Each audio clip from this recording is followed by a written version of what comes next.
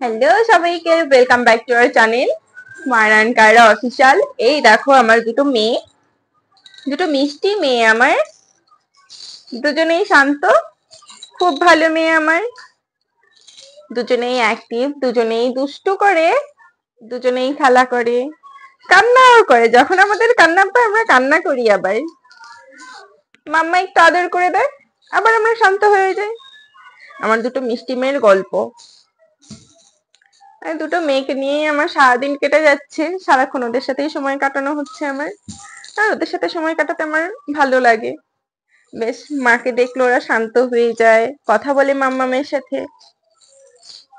এই দেখো তোমাদের বাড়িতেও কিরকম দুটো মিষ্টি মেয়ে আছে? দুটো হোক, একটা হোক, দেখাও তাহলে, কমেন্ট করো তোমরাও।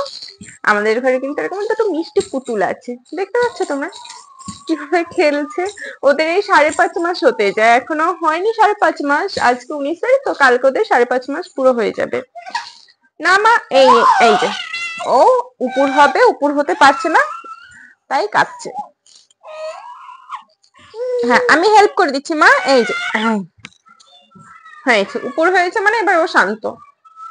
আর উনি কি করছে? মা, ও খেলা করছে। সারাক্ষণ ভালো লাগে। দেখো এর পাটা, দেখে এর পাটা কোথায় আছে, এর পাটা ঠিক মানে মাথার কাছে আছে, কখন পা দিয়ে দেবে খুনে। এই যে পা পেয়েছে, চাটবে, চাটতে আছে। ছি, নোংরা। মামা,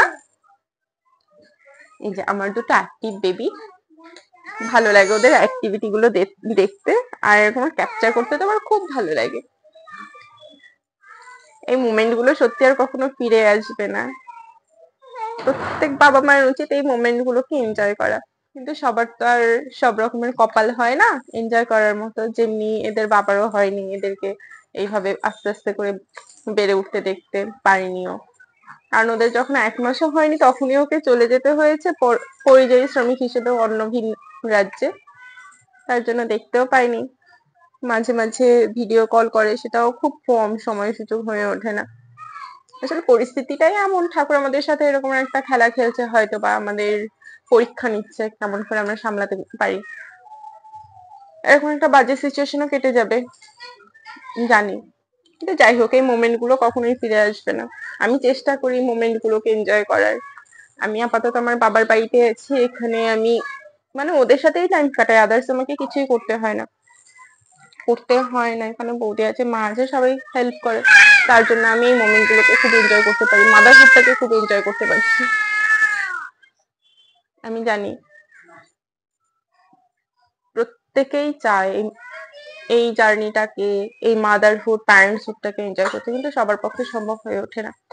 আমার পক্ষে এখন সম্ভব হচ্ছে, হয়তো কিছুদিন পরে আমিও আর এনজয় করতে পারবো না। যখন আমার উপর হয়তো প্রেশার পড়বে, তখন আমি হয়তো খিটখিটে হয়ে যাব। তখন হয়তো এদের এই দুষ্টুমি গুলো আমার আর ভালো লাগবে না, এদের অ্যাক্টিভিটি গুলো হয়তো আমার ভালো লাগবে না। আমার কাছে আসতে চাইলেও হয়তো আমি খিটখিটে হয়ে যাবো, রাগ দেখাবো।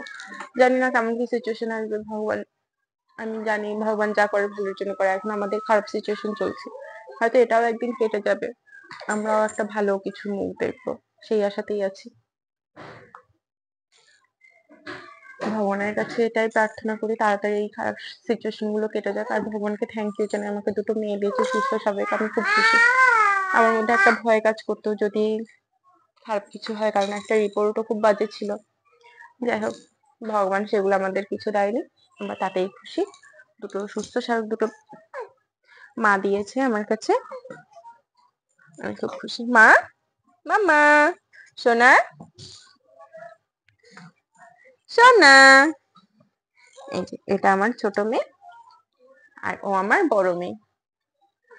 দুজনেই অ্যাক্টিভ, ভালো লাগে ওদের অ্যাক্টিভিটি গুলো দেখতে। Thank you.